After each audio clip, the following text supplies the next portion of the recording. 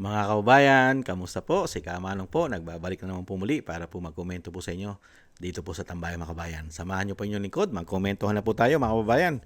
Ito po, pag-usapan po natin. Ito pong walang kakwenta-kwenta mga kababayan na naging lingkod bayan umano sa ating bansa. Na tinatawag po na sundalong kanin umano.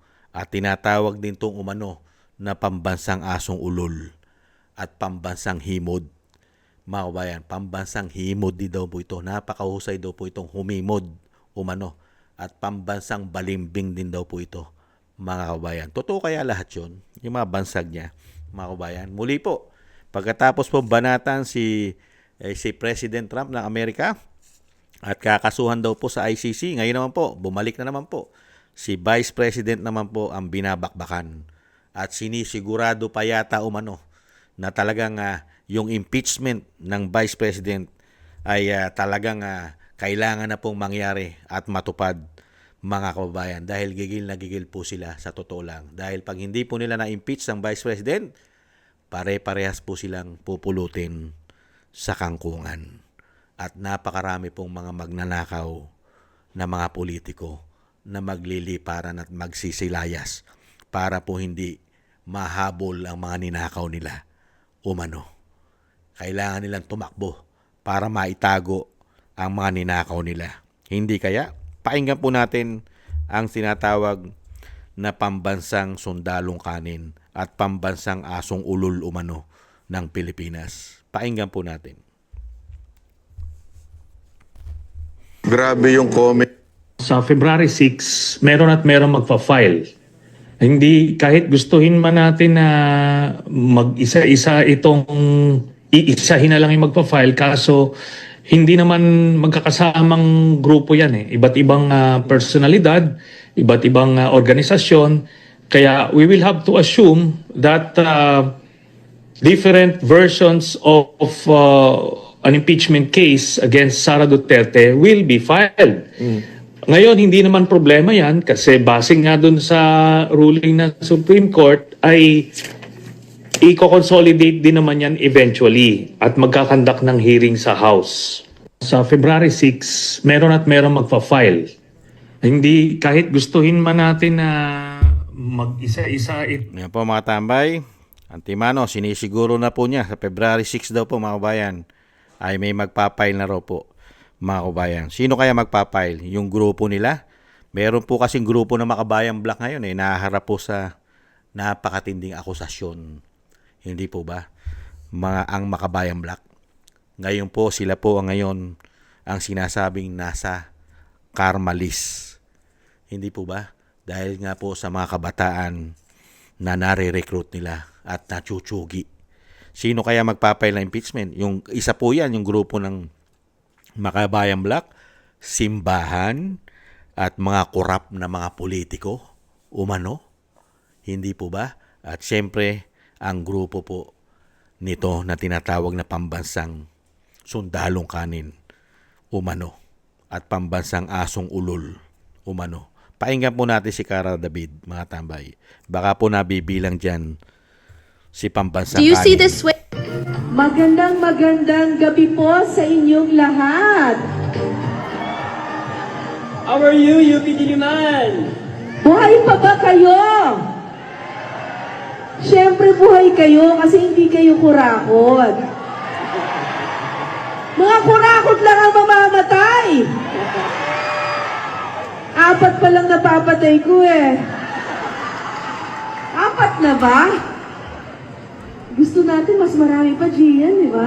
Yan po, gusto ni Miss Cara David, mga tambay, ay mas marami pang mamatay. Ayon po kay Miss Cara David na mga politikong magnanakaw. At alam naman po natin na naging politiko po yan. Hindi po ba? Si pambansang kanin daw po. At pambansang sundalong kanin, umano, at pambansang asong ulol, umano. At sa tingin nyo po, nung panahon po na ito'y politiko, panahon ni Pinoy, walang corruption po ito ng ating mga teritoryo sa West Philippine Sea ay puro po nawala sa panahon nila. At yan po'y pinatutuhanan mismo ng namatay na dating senador Manong Johnny Enrile. Hindi po ba? Na napakaraming beses niya na nagpunta sa China. Hindi naman po siya parte ng gobyerno noong mga panahon na yon sa gabinete ni Pinoy. Hindi po ba? Diyan po katindi. Yung mga panahon na yan. Yan po recorded sa Senado how many times at biglang nawala raw po umano ang mga teritoryo natin sa panahon nila. At sa panahon din po nila, yung isang bayan po dyan, yung bayan po dyan sa isang probinsya, I think, ano po ba yung bayan na yan? Yung nandiyan po malapit po sa Bataan, ano po ba yung nandun malapit sa Bataan? Yung probinsya po ni Konghun, mga bayan, di ba? Merong bundok dyan na pinatag, ginawa pa yatang panambak doon sa mga artificial island noong mga panahon po nila Trillanes umano. Hindi po ba? Matindi po yan, mga bayan. At ano pa? Lahat po ng sinasamahan ni pambansang asong ulol umano at ni sundalong kanin umano ay puro po may issue ng anomalya. Panahon ni Pinoy, ngayon naman po panahon ni Bongit, ni Bangag. Ganyan po katindi ang tao na yan. Lahat po ng sinasamahan yan ay puro matitinong tao. Kaya po ano ang makikita mo sa taong ito? Ito po ay matino po ba? Mga kabayan, nakita nyo po mga sinasamahan at kakampi. Kumakampi na po sa kaliwa umano. Kakampi na ang mga magnanakaw umano. Pati pa ang gumagamit ng pulburon at coke. Iniidolo pa ngayon na dati pong sinusukan niya. Ngayon po'y himod na himod niya. Hindi kaya.